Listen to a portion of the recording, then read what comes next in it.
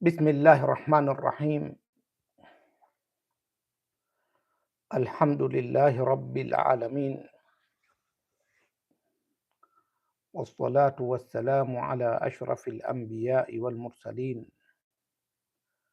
rasulina Muhammadin wa ala alihi wa sahbihi wa kulli man ihtada bihadihi wastanna bisunnatihi wa daa bida'watihi ila yaumiddin. Amma ba'du, fassalamu alaikum wa rahmatullahi wa barakatuh. Ndugu zangu Waislamu na wafuatiliaji wa chaneli yetu hii ya Haki kwa Dalili, tunarejea tena katika maudhui ya Qur'ani. Je, Qur'ani imo katika mjumuiko wa viumbe alivyoumba Allah mtukufu au la? Kwa sababu kuna shubuhati hawa ndugu zetu wamezileta. Shubuha ya kwanza, wanasema ni nani katika masahaba aliyesema kwamba Qur'an ni kiumbe? Sisi tunawaambia kwamba katika zama za masahaba hili suala lilikuwa halipo katika jamii. Kwa maana hiyo, kama ilivyokuwa nyinyi mnatudai sisi tuwaletee sahaba katika masahaba waliosema kwamba Qur'ani ni kiumbe, basi vile vile lilikuwa hilo kwanza mujilazimishe nalo nyinyi kwa kutuletea masahaba waliosema kwamba Qur'ani si kiumbe. Sawa, sisi tulichosema na hichi ambacho sisi tumekisema kimeelezwa na wanavyuoni wenu na hapa mimi na nakili nakala kutoka kwa Sheikhul Islami wenu Ibn Taymiyyah al-Harrani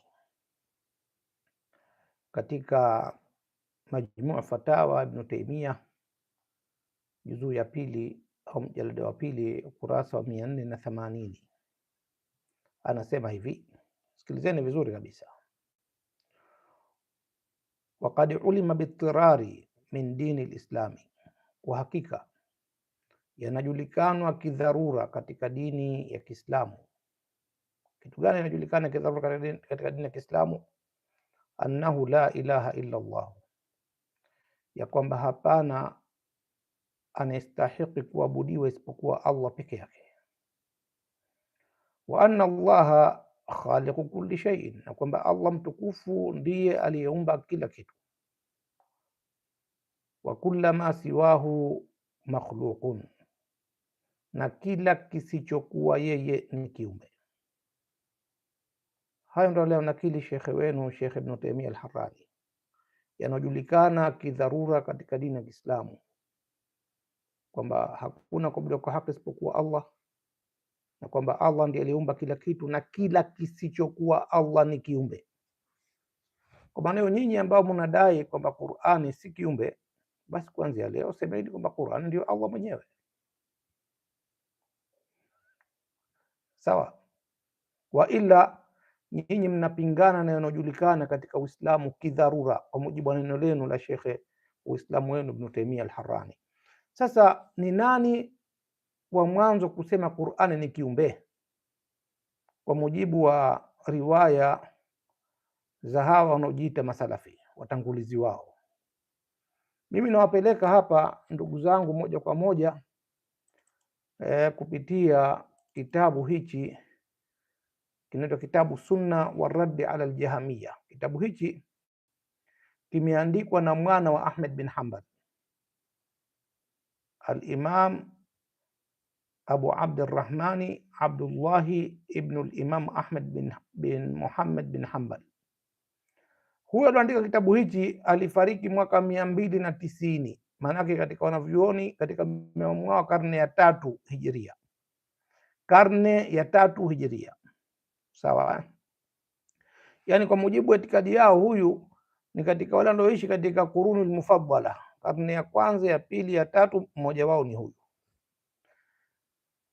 Katika kitabu hichi katika chapa ya Darun Nasiha iliyochapishwa Madinatu Munawwara, Saudia,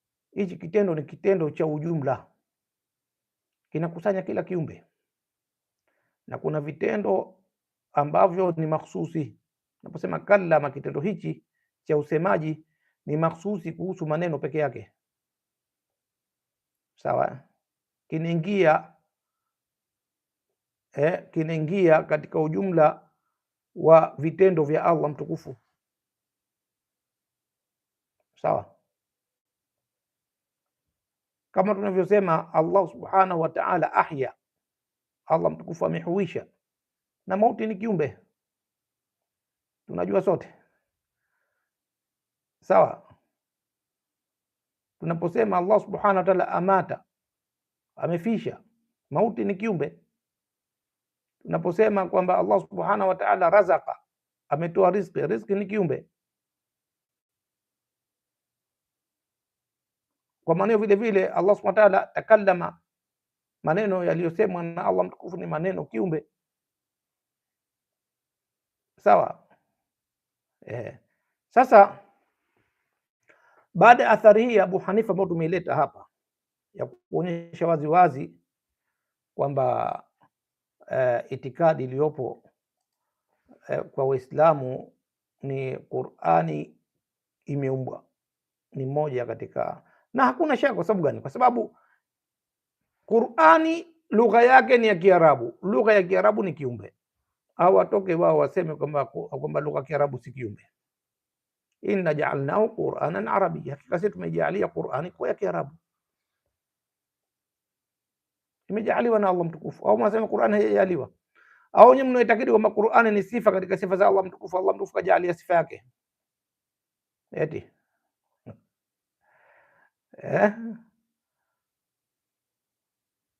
Allah mtukufu kabarikia sifa yake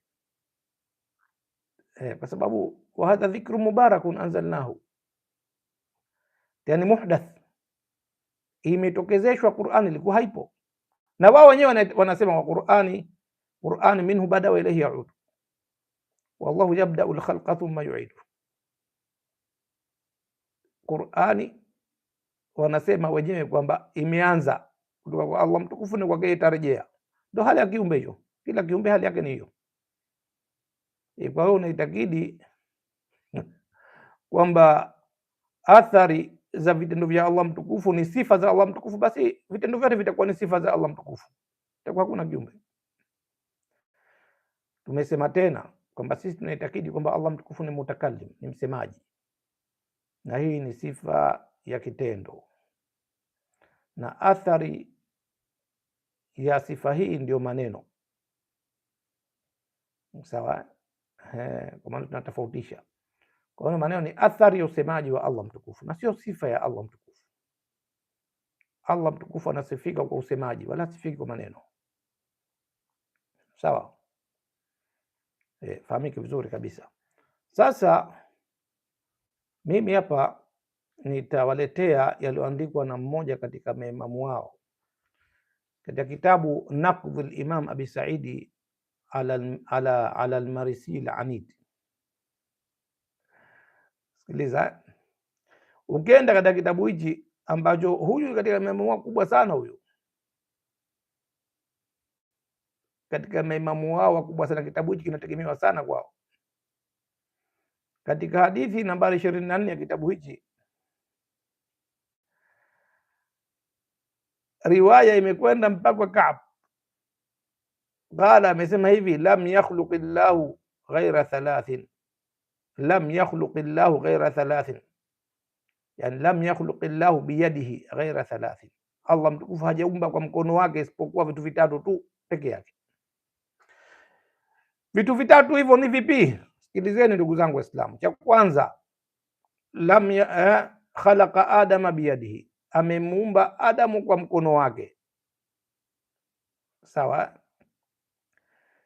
Ina maana Adamu kaumbwa na Allah mtukufu kwa mkono wake. Cha kwanza hicho. Cha pili, wakataba taurata biyadihi, na ameiandika Taurati kwa mkono wake, na Taurati ni kitabu cha Allah mtukufu, maneno yake ni maneno ya Allah mtukufu, na nasu ya hii athari yao wenyewe wanaipokea hii. Na Ka'b ni katika zama za maswahaba huyu, sawa. Taurati ni kiumbe, imeumbwa kwa mkono wa Allah mtukufu. Hii hapa sawa, Taurati ya Mtume Musa alayhi salatu wasalam. Sasa maneno ya Allah, wa gharasa jannata adn biyadihi, na vile vile ameotesha miti ya peponi kwa mkono wake. Thumma qala laha, kisha kaiambia hiyo pepo, takallami, hebu sema we pepo. Qalat, ikasema, qad aflaha almu'minuna. Maneno ya pepo haya, qad aflaha almu'minuna, wamefaulu waumini. Sawa. Kwa fupi, kila neno katika Qur'ani wenyewe linajieleza kwamba limeumbwa, kila neno, bali kila herufi, kwa sababu ina mwanzo na mwisho. Kila neno kwa sababu lina mwanzo na lina mwisho, na limepangika kwa herufi, na kila herufi inategemea herufi nyingine ili kutengeneza neno, na kila herufi inategemea haraka yake ya kuitamka, itamka kwa fatha au kwa kasra au kwa dhamma au kwa sukun, kila herufi. Kwa maana hiyo, moja kwa moja kila neno la Qur'ani, kila neno, huenda mtu akasema mpaka yale majina ya Allah mtukufu, naambia mpaka majina ya Allah mtukufu. Yale majina yenyewe ni matamko yaliyoumbwa na Allah mtukufu, ni maneno yaliyoumbwa na Allah mtukufu. Na tufahamu kitu kimoja muhimu sana, kwa maneno yana makusudio. Kwa maana hiyo, ikiwa neno mkusudiwa wake ni muumba, neno lenyewe ni kiumbe, mkusudiwa si kiumbe. Ama ikiwa mkusudiwa wa neno ni kiumbe, neno lenyewe ni kiumbe na mkusudiwa wake ni kiumbe. Kwa hivyo ni viwakilishi vya kufikisha makusudio ya maana tu basi, hakuna zaidi maneno. Sawa, imefahamika vizuri kabisa. Kuna mmoja katika hawa anauliza kuhusiana na sifa za Allah mtukufu. Je, na hizi zimeumbwa? Sema sijui elimu yake Allah mtukufu, uwezo wake. Tunamwambia sisi ahlul haq wal istiqama al ibadiyya hatuna itikadi ya kuitakidi kwamba sifa za Allah mtukufu ni vitu vingine visivyokuwa Allah mtukufu. Itikadi hiyo hakuna kwetu. Sawa. Sisi tunamsifu Allah mtukufu kuelezea ukamilifu wake wa kidhati, wala tumsifu Allah mtukufu kuelezea vitu visivyokuwa dhati amepambika navyo Allah mtukufu. Taala Allahu an dhalika uluwan kabira. Kwa maana kutuuliza kwamba elimu imeumbwa ya Allah mtukufu, hai wa Allah mtukufu umeumbwa, sifa zake zimeumbwa, ni swala halina sehemu kwetu sisi aslan, kwa sababu si vitu visivyokuwa Allah mtukufu. Wewe mwenye kuitakidi kwamba vitu hivyo ni vitu vingine visivyokuwa Allah mtukufu, ndo wa kujiuliza wewe, je, ni viumbe au si viumbe? Sio sisi. Sisi tukuulize wewe, je, ni viumbe au si viumbe? Na nyinyi mnatakidi Qur'ani hii ni sifa Allah mtukufu. Qur'ani imeteremshwa, imebarikiwa, tunaisoma, bali ni aya zimejaliwa katika vifua vya waliopewa elimu. Sifa ya Allah mtukufu imo ndani ya vifua, imo ndani ya viumbe, bal huwa ayatun bayinatun fi suduri alladhina utul ilma, bali hiyo Qur'ani ni aya za kubainisha zimo katika vifua vya waliopewa elimu. Ni itikadi mbaya sana ndugu zangu Waislamu, kwa sababu wewe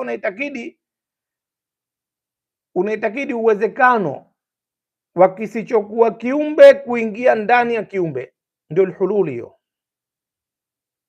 Kama Wakristo wanavyoitakidi kwamba Yesu kimwili alikuwa mtu, lakini ndani yake alikuwa Mungu. Kisichokuwa kiumbe kinaingia ndani ya kiumbe. Ndio tukawaambia katika ile clip tuliotoa nyuma kule kwamba Mayahudi waliitakidi Uzeri kama ni mtoto wa Allah, na Wakristo wao wakaitakidi kwamba Isa mwana Maryam ni mtoto wa Allah, na wandugu zetu wanaitakidi Qur'ani kitabu. Jamani, kitabu kimeanza na surati al-Fatiha mpaka surati an-Nas. Sura zake ni 114. na kila sura ina idadi maalumu ya aya zake, na kila aya ina idadi maalumu ya maneno yake, na kila neno lina idadi maalumu ya herufi zake, na kila herufi ina irabu yake. Wanaitakidi kwamba hii ni sifa ya Mungu. Wale kula kwambia mtoto wa Mungu, mtoto wa Mungu, sifa ya Mungu. Tukisema mtoto wa Mungu itakuwa hatari, tuseme sifa ya Mungu basi, muhimu kisiwe kiumbe, si hatari hiyo. Naambia ndugu zetu wameathiriwa,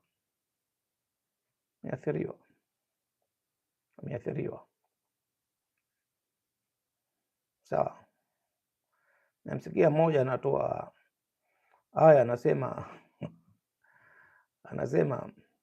Allah mtukufu anatuambia, waman yushaqiqi rasula min ba'di ma tabayyana lahu alhuda wa yattabi ghayra sabili almu'minina nuwallihi ma tawalla wa nuslihi jahannam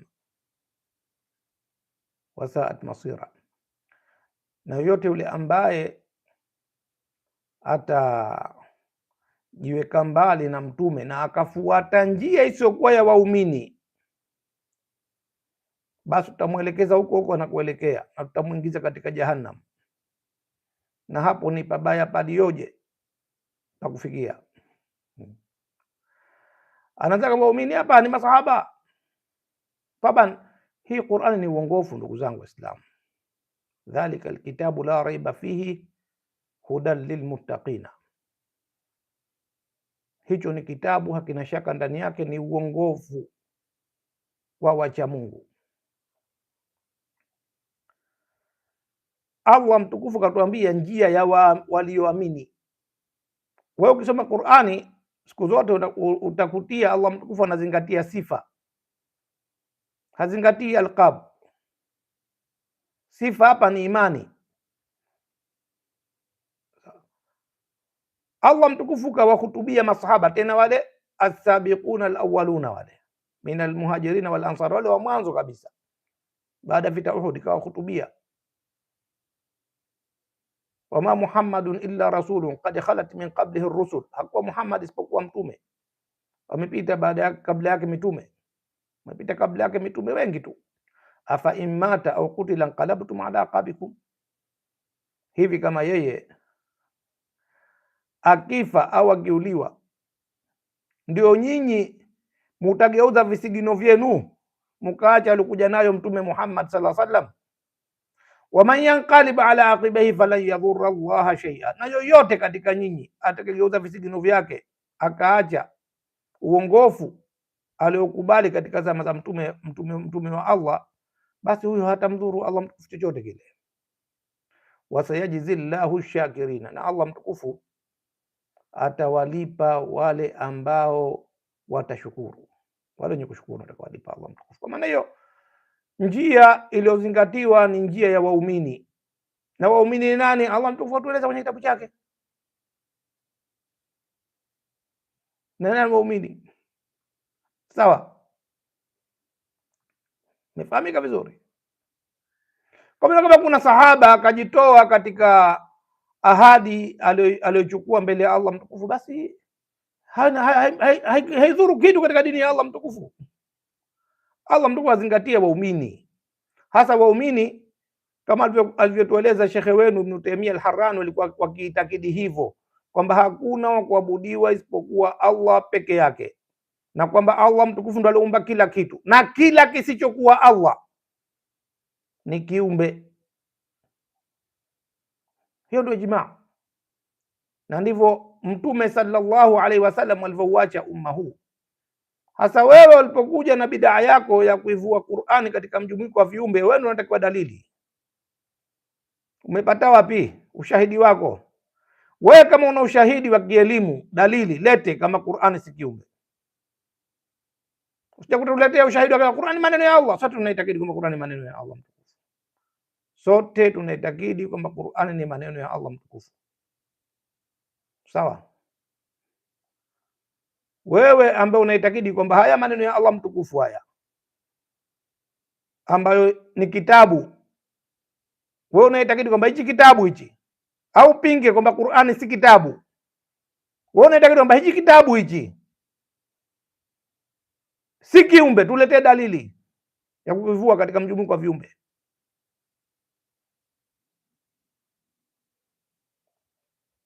Ni sifa ya Allah mtukufu. Tuletee dalili kwamba hii Qur'ani, hichi kitabu hichi kilichoteremshwa kwa mtume wetu Muhammad sallallahu alaihi wasallam kwa lugha ya Kiarabu hichi, utuambie kwamba hii ndio sifa. Tuletee dalili kwamba hii ni sifa ya Allah mtukufu. Huwezi kupata, hakuna kabisa. Tena tuletee dalili kama vile unavyotutaka sisi dalili ya waziwazi. Tuletee wewe, wapi mtume kafundisha kwamba Qur'ani ni sifa ya Allah mtukufu? Tuletee. Wapi kafundisha mtume sallallahu alaihi wasallam kwamba Qur'ani si kiumbe? Tuletee. Mnazo hadithi za kutunga tunajua, lakini mkituletea mtafedheheka vile vile.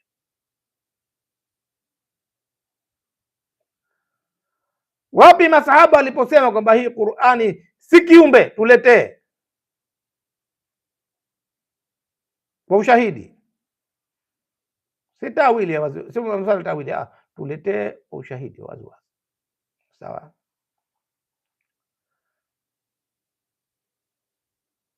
Kwa hivyo Waislamu na itikadi ya Kiislamu ambayo ina makubaliano, ambayo inajulikanwa katika dini ya Kiislamu kidharura,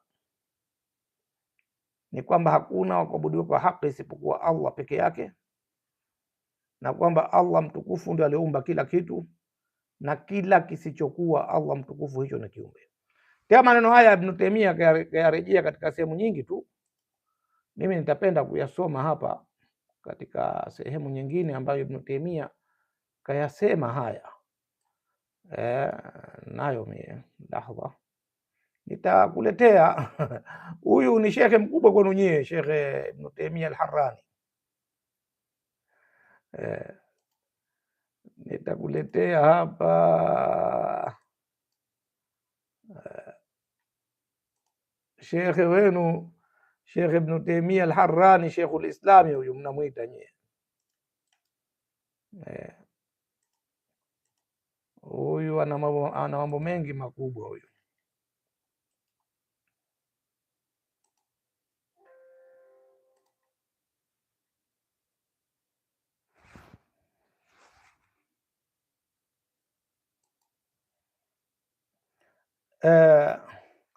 Haya maneno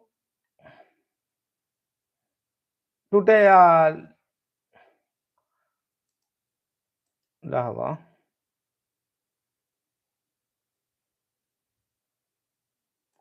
yapo katika kitabu cha Majmu' Fatawa Ibn Taymiyyah juzuu ya 18 ukurasa wa 227 mpaka 228. Anasema nini Ibn Taymiyyah? Sikiliza, sikilizeni maneno, taban maneno ya ajabu, sikilizeni. Waqila, na imesemwa hivi, innal hayata mustalzimatul fi'li wal haraka, hakika maisha yanalazimikiwa na vitendo na harakati. Kwa wanamuitakidi Allah mtukufu anafanya harakati za kuondoka sehemu moja kwenda sehemu nyingine na kutikisika na kupumua na mfano hayo, waliyadhu billahi. Sawa, najua upotevu mkubwa sana ambao umewakuta baadhi ya Waislamu ni kumkisia Allah mtukufu na viumbe. Sawa, qiyasu alghaibi ala shahidi. Kwa maana hiyo hapa anamuitakidi Allah mtukufu kama mtu, kwa hivyo afanya harakati na vitendo kwa sababu ni hai. Kama qala dhalika a'immatu ahli alhadithi, kama alivyosema hayo maimamu wa wanahadithi, kalbukhari wa Darimi, kama vile al-Bukhari na Darimi wa ghairuhuma na wengineo. Wa annahu lam yazal mutakalliman, na kwamba yeye hajaacha kuwa ni msemaji, na kwamba hajaacha kuwa ni msemaji. Idha shaa, anapotaka, wa bima shaa, na kwa anayotaka, wa nahwi dhalika, na mfano hayo. Kama qala Ibn al-Mubarak, kama alivyosema Ibn al-Mubarak, wa Ahmad bin Hanbal wa ghairuhuma, na wengineo wasokuwa hao, min a'immati ahli alhadithi, katika maimamu wa wanahadithi wa sunna na sunna. Sawa, wameandika kana kaunuhu, imekuwa vile kuwa kwake Allah mtukufu, mutakalliman, ni msemaji, au fa'ilan, au ni mtendaji, min lawazimi hayatihi, ni katika malazimisho ya uhai wake. Kuwa kwake msemaji na mtendaji ni malazimisho ya uhai wake. Wa hayatuhu lazimatun lahu, na uhai wake unalazimika na yeye. Sikiliza anaposema falam yazal mutakalliman faalan, hakuacha Allah mtukufu kuwa ni msemaji mtendaji, ma'al ilmi, pamoja na kujua na kufahamu na kuelewa na kuitakidi, bi anna alhayya, ya kwamba yeye Allah mtukufu alikuwa hai, yatakallamu, anasema, wayafalu, na anafanya, bimashiatihi wa kuduratihi, kwa kutaka kwake na kwa uwezo wake. Anafanya kwa matakwa yake na uwezo wake, na anasema kwa matakwa yake na kwa uwezo wake. Wa anna dhalika, na kwamba hayo, yujibu, yanalazimisha, wujuda kalamin baada kalamin, kupatikana maneno baada ya maneno, wa fi'lin baada fi'lin, kupatikana kitendo baada ya kitendo. Falfa'ilu, basi mtendaji, yatakaddamu, anatangulia, ala kulli fi'li min af'alihi, anatangulia kila kitendo katika vitendo vyake, Wadhalika, na hilo, yujibu, linalazimisha, anna kulla ma siwahu muhdathun makhluqun, ya kwamba kila kisichokuwa yeye kimetokezeshwa, tena ni kiumbe. Ibn Taymiyyah al-Harrani huyo, Sheikhul Islami wenu huyo, anakwambia wala naqulu, wala hatusemi, innahu kana fi waqti min al-awqati, kwamba ilipatikana wakati katika nyakati, la qudrata, hakuna uwezo, hata khalaqa lahu qudra, mpaka kajiumbia uwezo. Walaysa alladhi lahu qudratun, walaysa alladhi lahu qudratun, laysa alladhi lahu qudratan, walaysa alladhi lahu qudratan huwa ajizun, walladhi laysa lahu qudratun huwa ajizun, na yule ambaye hana uwezo, huyo ni mwenye kushindwa. Walakin naqul, lakini tunasema hivi, lam yazalillahu aliman, hakuacha Allah mtukufu kuwa ni mjuzi, mwenye elimu, qadiran, muweza, malikan, miliki, la shibha lahu wala kaif, hakuna kufanana yeye na chengine, wala hakuna namna. Falaisa maa Allahi shay'un, sikiliza, falaisa maa Allahi shay'un, hakuna pamoja na Allah mtukufu kitu chochote kile, min maf'ulatihi, katika vitendwa vyake, qadimun maahu, kilichokuwa ni cha tangu pamoja naye, hakuna, vyote ni muhdatha. Maf'ulati za Allah mtukufu vyote ni viumbe. Upo? Maf'ulati nini? Maf'ulati ni vitendwa, vile vilivyotendwa na Allah mtukufu, vyote ni viumbe. Athari ya vitendo vyake vyote ni viumbe. Ibn Taymiyyah al-Harrani huyu anatuambia la, hapana, bal huwa khaliqu kulli shay'in, bali yeye Allah mtukufu ni muumba wa kila kitu. Wa kullu ma siwahu makhluqun lahu, na kila kisichokuwa yeye ni kiumbe chake. Ibn Taymiyyah al-Harrani huyu, sawa.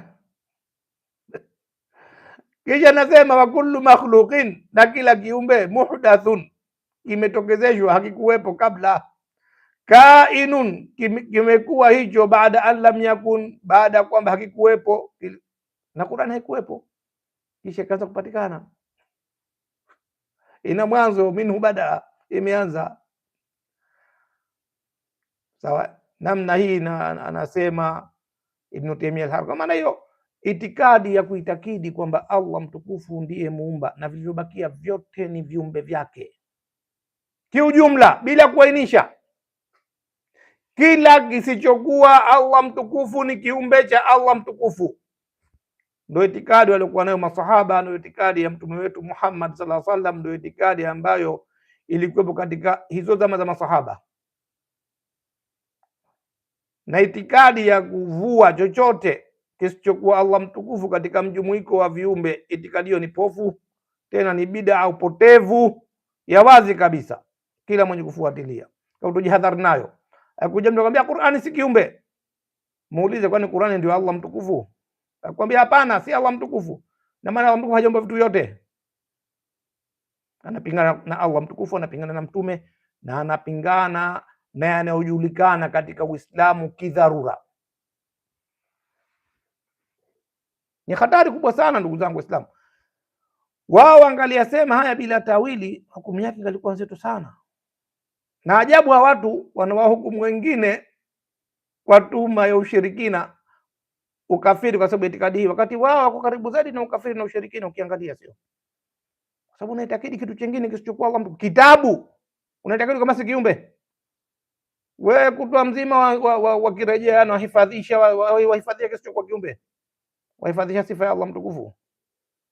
Ukichapisha wachapisha sifa ya Allah mtukufu, si hatari hiyo?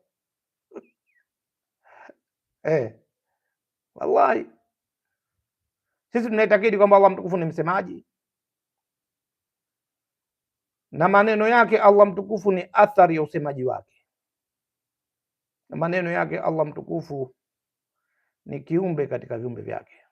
Kila neno katika maneno ya Allah mtukufu ni kiumbe katika viumbe vyake.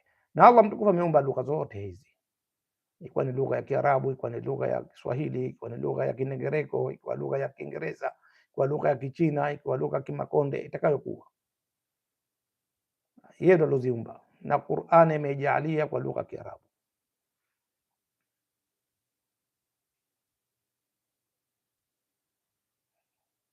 Sawa. Sasa hapa kidogo kuna baadhi ya maswali hapa ambayo yamekuja, naona swali hapa. Kuna ndugu anasema swali, je, Qur'ani, je, qadari ya Allah ni kiumbe? Qadari ya Allah mtukufu ni kiumbe? Unakusudia nini wewe kuuliza kuhusiana na qadari ya Allah mtukufu? Ukikusudia kwamba yale aliyoyakadiria Allah mtukufu, naam, ni viumbe.